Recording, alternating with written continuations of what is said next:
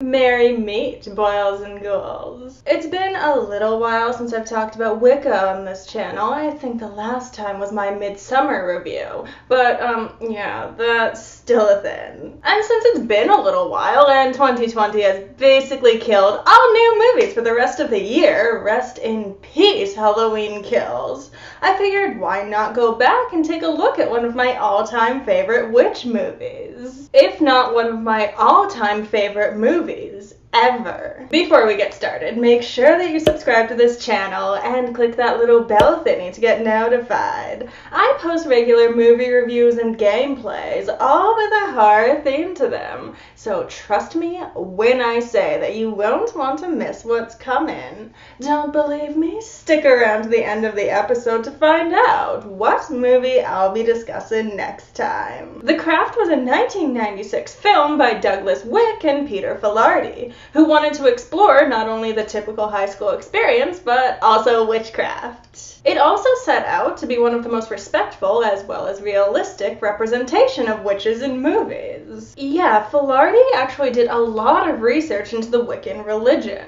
And he also hired on witch consultant Pat Devin to write real spells as well as to guide him through the process, which to me is actually really cool. It adds an extra layer to be able to watch this film and recognize things from real life. Even if I can't cast glamour to make my hair blonde, I can bind someone from doing harm or call on the elements with my friends. So that's neat. I'm not gonna let this whole Wicca thing go, but I am going to shift my attention for a little bit. A Wiccan movie is nothing without a good plot and cast, so let's take a look at what we have here. The movie follows Sarah, played by Robin Tunney, who is honestly my biggest problem with this movie. I'm sorry, my defenses are up. She's not necessarily a bad actress, but she is very bland. These three girls are behind you. Sarah is supposed to be severely depressed, having just moved here after a suicide attempt. So I don't know if Tunney thought that it would be a good idea to act numb all the time. But if that's what she was doing, it was a very, very bad idea. She just comes across as though she doesn't care all the time. It's annoying. Anyway, being the new kid at school, Sarah comes across a group of girls who are first very cold to her. They are Bonnie, played by Neve Campbell. Apparently, she's an outsider because she's very ugly. Oh yes, Neve Campbell, so ugly. You see, she has these burn scars carefully placed so that her clothes are almost always covering them, and they don't have to put the burn special effects on all the time. So you're just kind of left wondering why this movie hates Neve Campbell so much. Then there's Rochelle, played by Rachel True. She's black. That is the beginning and end to her character. She deals with racism, but passively, which is the way that she also deals with everything else. And last, but certainly not least, we have Nancy, played by Fairuza Balk.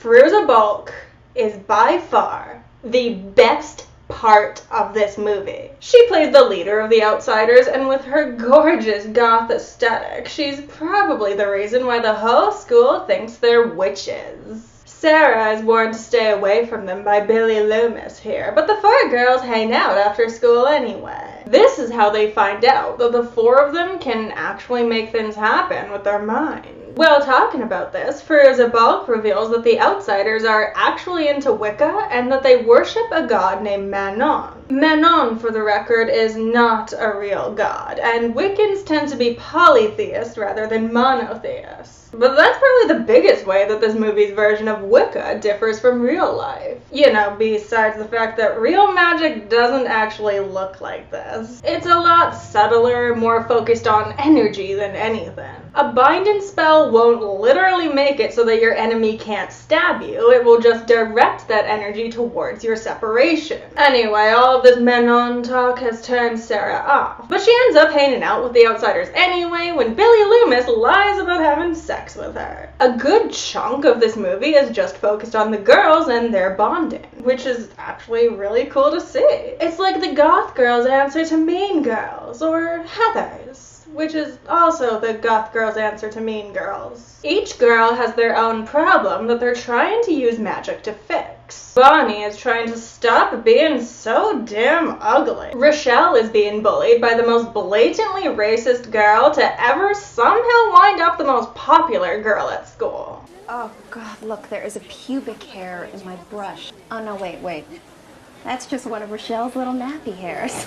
Because I don't like Negroids. Seriously, is the school funded by the KKK? Why isn't everyone shunning her as this weird homeschooled racist? Sarah is trying to cast a love spell on Billy Loomis, which only succeeds in making him obsessed with her. And Fairuza Balk, meanwhile, is busy murdering her abusive stepfather, inheriting his money, and getting a better life for her family. All while summoning the power of their god Manon within her. Yeah, Nancy is a boss. It helps that Fairuza Balk does an amazing job in this role. She plays Nancy as manic and crazy, but also sad and sympathetic, so that you do sympathize with her despite her worst actions. And as Nancy gains more power, she begins to spiral out of control, to the point that Sarah feels the need to distance herself from the group. The big turning point comes when Billy Loomis tries to rape Sarah, and in retaliation, Nancy uses her powers to torment and kill him. So, for those of you who are keeping score, this movie is about teenage witches who use their powers to fight racism, abusers, and rapists. I will admit, it isn't an especially well-made movie. The editing is kind of wonky in places. The racism subplot is poorly handled because it was literally just thrown into the script last minute when they cast Rochelle as a black woman. And our lead character's acting is distractingly awful. But Fairuza Balk is this great avenger of the wronged. Harley Quinn, if Harley Quinn had magical powers and dressed like a 1990s goth queen. Obviously, she needs to get punished at the end. She is technically guilty of murder, and complicated morality wasn't really a thing in 1996 teen movies. But regardless, you enjoy the ride she takes you on while it's happening. And the 1990s witch aesthetic is just so gorgeous. It would get ripped off 2 years later in the TV show Charmed, which director Andrew Fleming claims is a direct plagiarism of his work.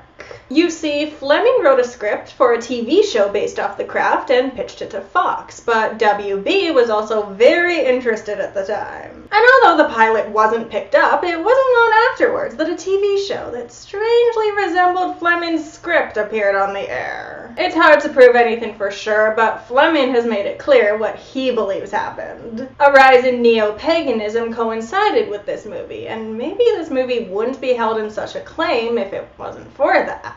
But at the same time, the fact that this movie treats Wicca so realistically and respectfully means that it kind of feels like baby's first introduction to witchcraft.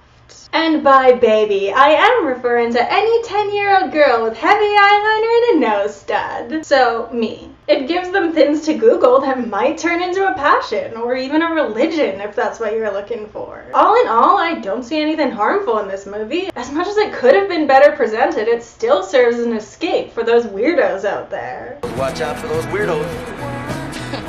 We are the weirdos, mister.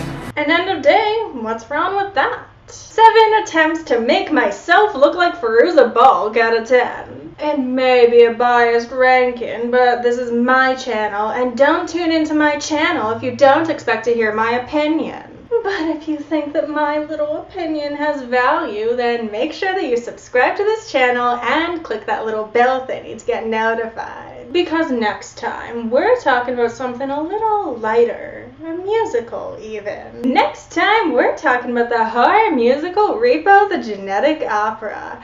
And when he finds you, your time is up. And trust me when I say that you won't want to miss it.